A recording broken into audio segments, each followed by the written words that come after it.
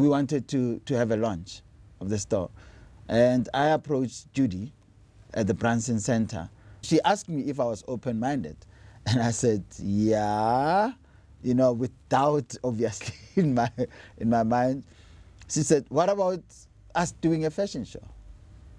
You know, I said, it's cool. Yeah, let's go to the other room.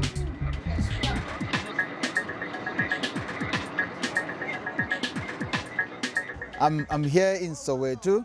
This is where I grew up and attended school. In completing my matric, my father passed on, and my mother took some of the pension money that was paid out to her to pay for my first year of studies. After graduating from the now called Peninsula University of Technology, I came back to Johannesburg, believing that I was equipped to be employed.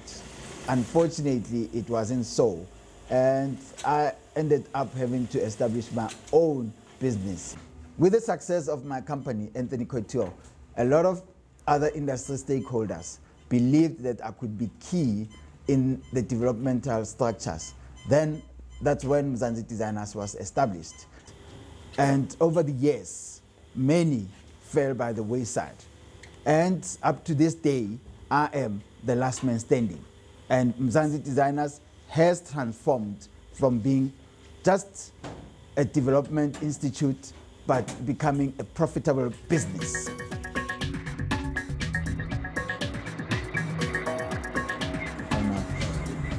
Mzansi Designers Emporium currently employs 17 people. Included in the 17 are 2 interns and myself as the owner of the company. We at Mzansi Designers Emporium believe that the success of the company relies on its most important assets, and these are our employees. And we're doing everything possible to make sure that these people are well taken care of, because we know that without them, the company cannot succeed.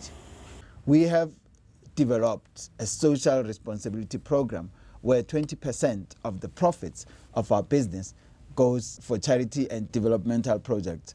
We are going to identify people that we are going to sponsor on a full-time basis to go through their education.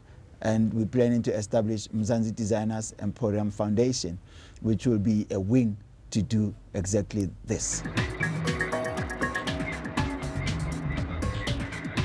I was referred to a lady by the name of Lindiwe. Lindiwe then took me to the Branson Center, or advised me to approach the Branson Center, where I perhaps would be able to get help.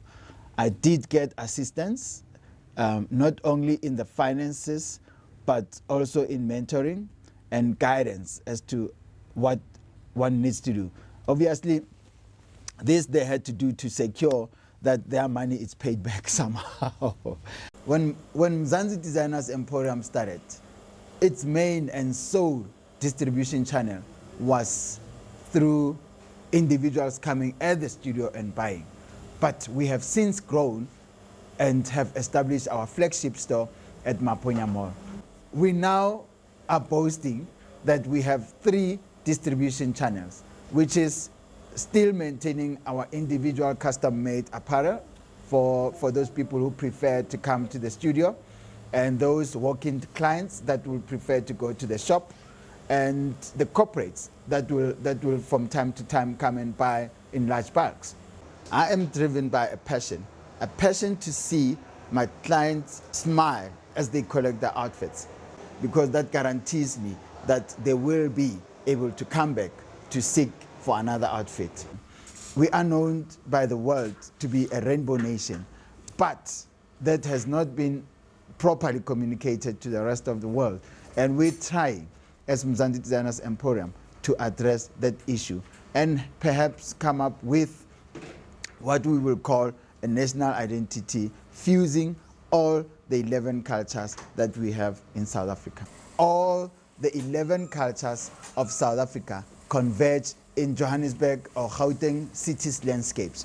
This has made it very easy for me to draw inspiration, because I use ordinary people living their ordinary lives every day to draw inspiration. The show happened and it was very successful, and I suppose it was topped up by Sir Richard Branson's presence at the event, to endorse it. And for me as a designer to get a thumbs up from him, it was an awesome feeling. And for an endorsement from him again to say I can do it anywhere else, I think gave me the courage and the courage and the encouragement to want to go further and perhaps surpass where he is standing at the moment. And I believe that is achievable.